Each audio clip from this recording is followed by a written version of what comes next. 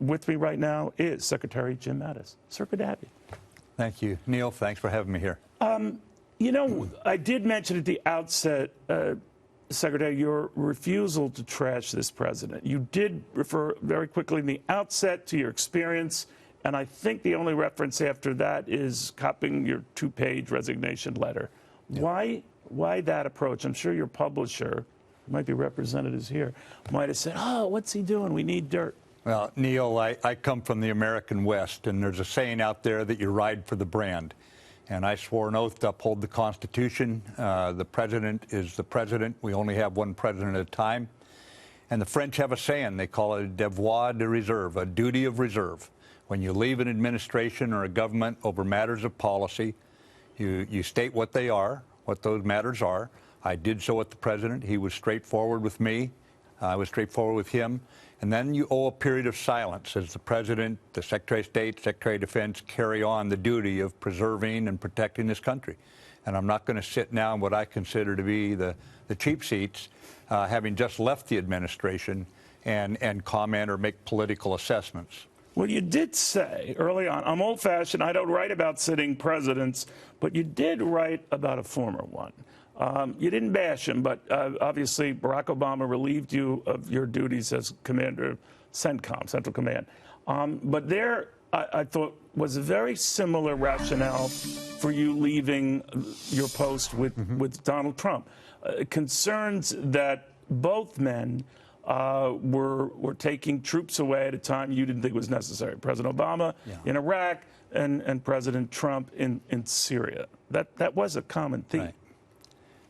Neil, as you know, you serve at the pleasure of the president, whether you're a cabinet secretary or a general, and those words have to mean something to you when it's displeasure, when it's not to their satisfaction. I bear no rancor to President Obama or President Trump. The Constitution makes very clear the authority, but he and never I believe even told you about it. Who told you you're relieved? In the case of President Obama, well, what happened was the Pentagon announced my replacement early, that I was leaving the job early. But did you know that they were going to announce that? No, I did not. But it's not personal. It was, even from my side, it was a strategic disagreement. It was not a political assessment. The U.S. military ranks the top year in and year out in public confidence of our institutions because we're not political, because we protect this democracy, not because we take political sides. And that's very, very important. President Trump's record-breaking budget for the Defense Department last year achieved, I think, 87% Republican and Democrat support. We wouldn't have that if the military was a politicized instrument. So those of us who serve, we have an obligation to continue the George Washington, George Marshall tradition that the military stays apolitical. But your reason, again, for leaving the Trump White House was that he was drawing down troops, getting out of Syria. You thought too soon. Now, the irony being that since then, either he's heeded what you warned about, but he's just not doing it for the time being. Do you regret leaving then?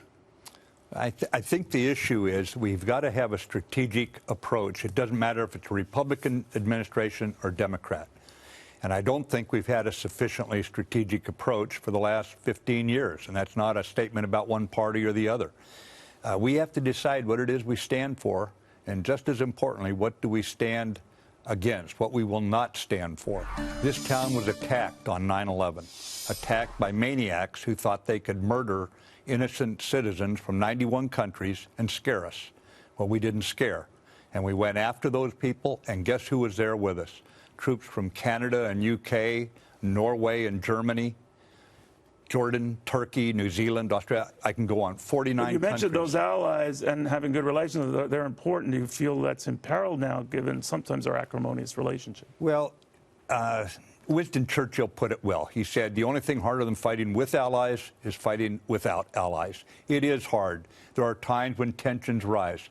The issues that right now, for example, 2% is what everyone's committed to in NATO to paying for the best defense in the world, the NATO alliance.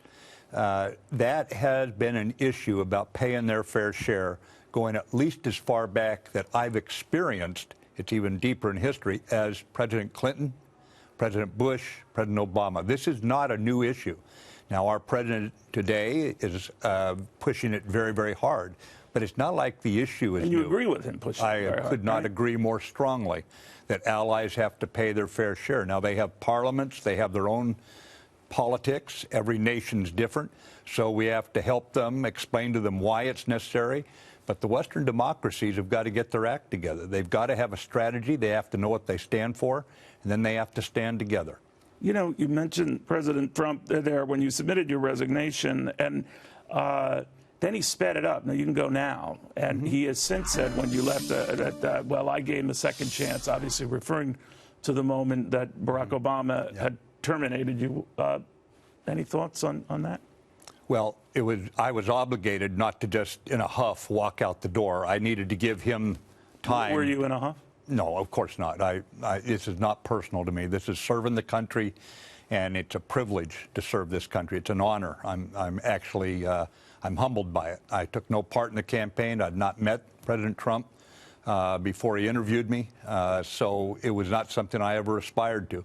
But when it was time to go, I owed him a certain period to make an adjustment, find someone to take my place.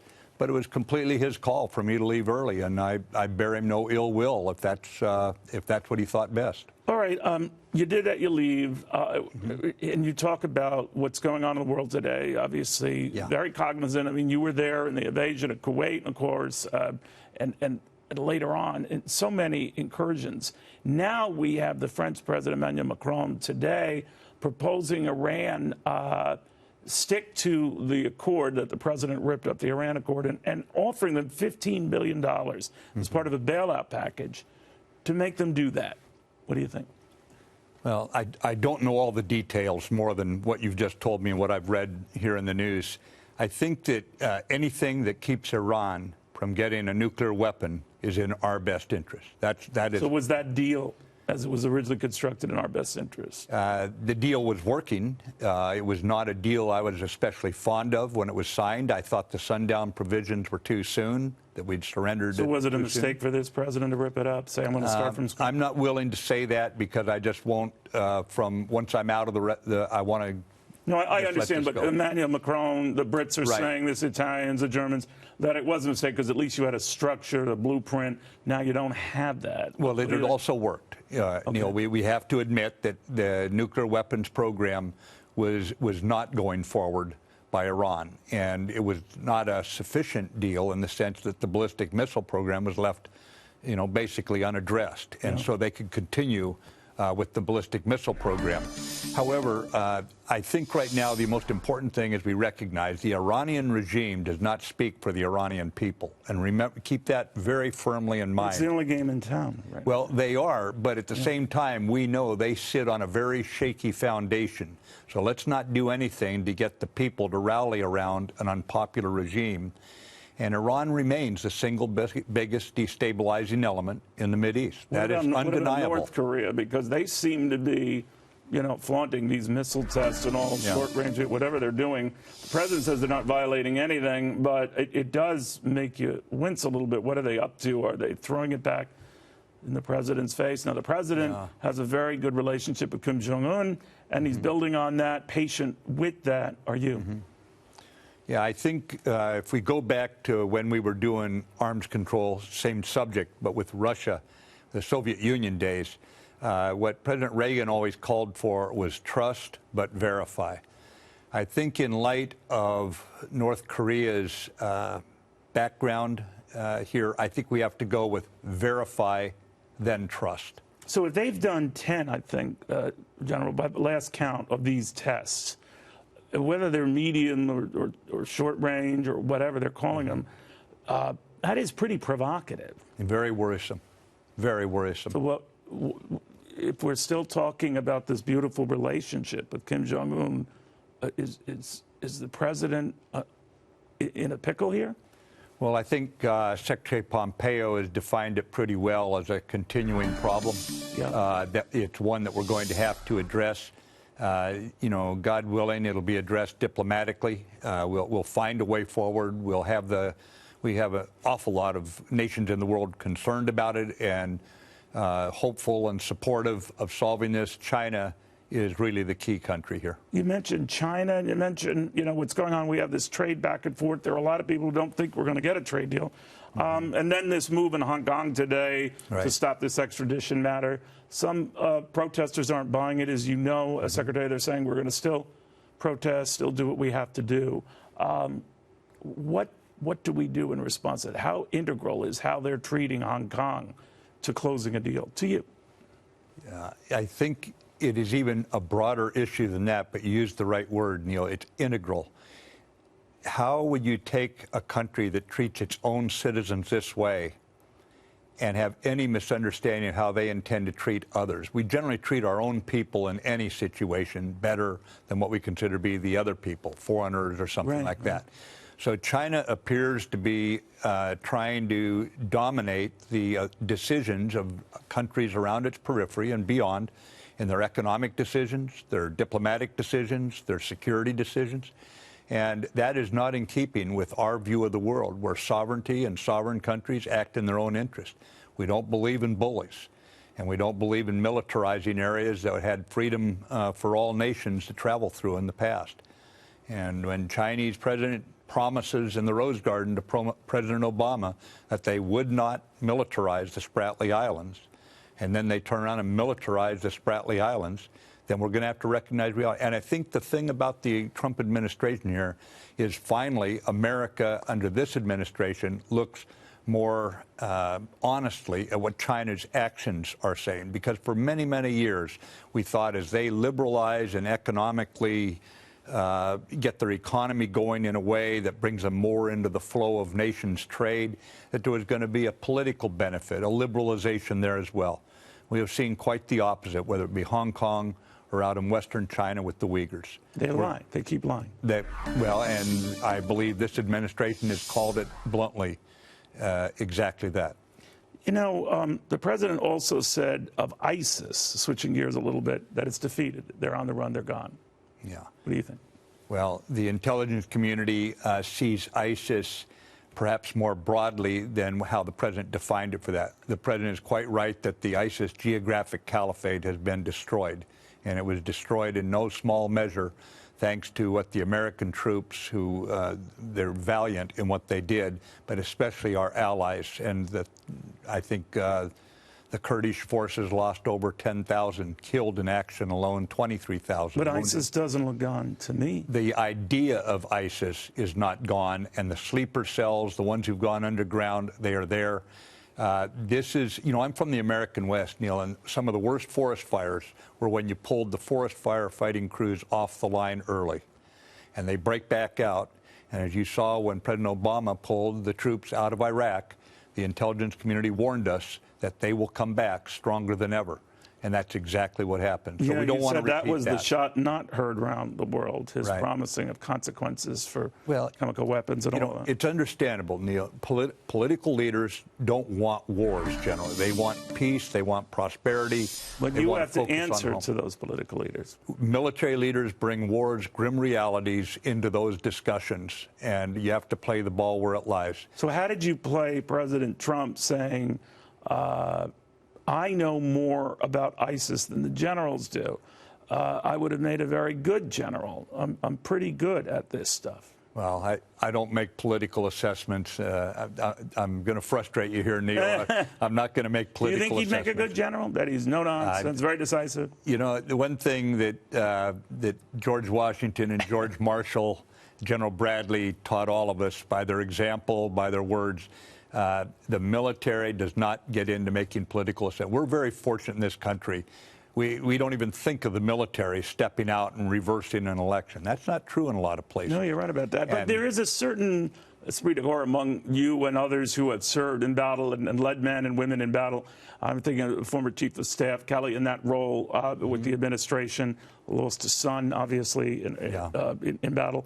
And I'm wondering if you have a whole different perspective on that and being bellicose and exerting authority. Yeah, I think we all are shaped by our formative experiences. And you're right, we've been shaped by a very sobering experience. When the first time as a young officer you point at one of your troops and point forward and they get up and go, you can't be anything other than humbled that they're putting their life on the line. But I notice guys like you, John, are the most reluctant to pull the trigger, quite literally. And I'm also reminded, I know you're a voracious reader. You have thousands of books in your library. General Kelly, the same way. I think maybe you argued over who had more books in their library. He has more than me. But of the presidents or those you work for, I mean, who had that sense of history or that depth or that reading or that knowledge-based, book-based, historical sense? Well, I'd certainly say that John F. Kennedy had it. I didn't serve for him, but when you look at how he looked at the world, he really understood history. John F. Kennedy did. Another one who really understood it, I think, would be President George Bush in 1990, 91. George Bush Sr. George Bush Sr., right. Yes. He saw what we could not stand for, the invasion of Kuwait. He said it will not stand. But he didn't continue into Iraq. He did not allow for mission creep, and he said, no, the coalition was put together for this. But at the time, you wanted to keep going further. No, well, I thought he did exactly the right thing, because it was obvious to anyone who looked at it that if you took Saddam Hussein out, who was one of the biggest tyrants of our time, there was still going to be a vacuum. And into that vacuum in the Middle East, you could not expect something good to flow. Without talking politics, General, you do mention with the Obama administration and working with Joe Biden, the vice president, he would joke with you about being the CENTCOM commander. You were the only guy who said yes or took the job. So you had, I guess, a good personal relationship with him, not a fan of his in general, though. So if he were to become president, would you feel safe? Would this country be in good hands? I'm not going to make a political assessment on people. See, I thought running. If I asked it that way, you would. Yeah, you know, it was very cunning. I think you've done interviews. I thought maybe they've worn you down. So. No, I would just say that what had happened by that point, when I come back to CENTCOM from being a Supreme Allied Commander in Europe, is that the decision has been made basically to pull out. There may have been discussions. They were more the appearance of consultation than anything else. They were going to go. So I entered the discussion very late at that point. Got it. And I was very convinced that by backing Maliki, who'd not won the majority of votes, and by pulling our troops out, you had set us up, as the intelligence community accurately predicted, we'd have to come back in. Yeah. The president, when he praises Vladimir Putin, even now, do you see Vladimir Putin as an enemy of the United States? I do not think Vladimir Putin has one positive thought about the United States. So would you praise him? I don't praise him. I was not elected by the American people, so I don't presume to be speaking for the American people. But no, I don't praise him one bit. Finally, John McCain and the comments that the president made about John McCain or in the campaign, that he wasn't a hero. Said, I didn't like the guy. He always spoke his mind. You knew where he was coming from. But what did you think of that back and forth? I think what we need to do in this country is we need to be hard on issues where we disagree, but we don't need to be hard on each other. John McCain obviously was a friend. I'd known him for many years. I'd testified in front of his committee many times. He'd lit into me many times, always in the best interests of our country. It was never personal. We'd shake hands afterwards. He'd say, boy, I really got you that time. But always, here were, even on issues we didn't agree on, and there weren't many, but there were some, there was no need to personalize it. We need to get back in this country to a fundamental friendliness, respecting each other, accepting that I may disagree 100% with you, but you may also be right. We need to get back to an open discussion and then going out and having dinner together and enjoying each other's company. We got to get away from these tribes that bring out bad comments about each other. Well, if we went out to dinner, I'd have you pick up the tab. No reservation. James Mattis, call sign Chaos, learning to lead. It is riveting, as much for the cheap shots it doesn't take as a substantive debate it does.